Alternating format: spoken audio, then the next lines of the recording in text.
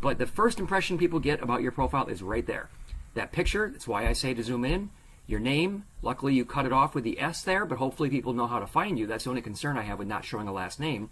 And senior recruiter at whatever place. So maybe add your full name in there, and that maybe you just have a setting wrong. I don't know if you're trying to do that or not. And obviously senior recruiter is what you're trying to convey. But when I see at and I see the name of a company, that to me suggests that you've got the default, which is at that company. Now you have changed it since then, it looks like, because that's not the full company name. So you have changed it a bit, and you've added in bridging prospects and your talents.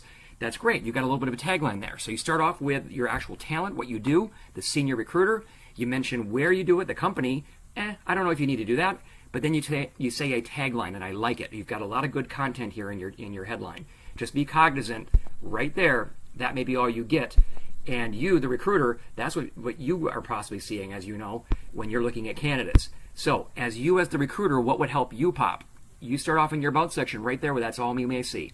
I am part of a growing organization surrounded by a team going to challenge every limit. Organization is driven by. I don't really care that you're part of a growing organization. Frankly, if I'm a job candidate and I'm looking at you as a recruiter and what can you do for me, that's what I want to know. What can you do for me? So you're employed at this place as a senior recruiter. You specialize in, okay, that's great. Now we're getting into the good stuff. You specialize in this.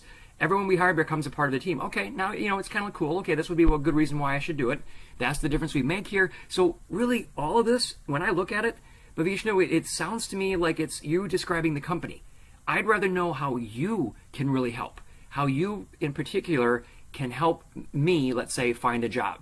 That's what I really want to know first and foremost. Then if I'm interested and I believe it, then I'm going to want to know the benefits. I'm going to want to know what your company can do and why I would go and trust you as a recruiter.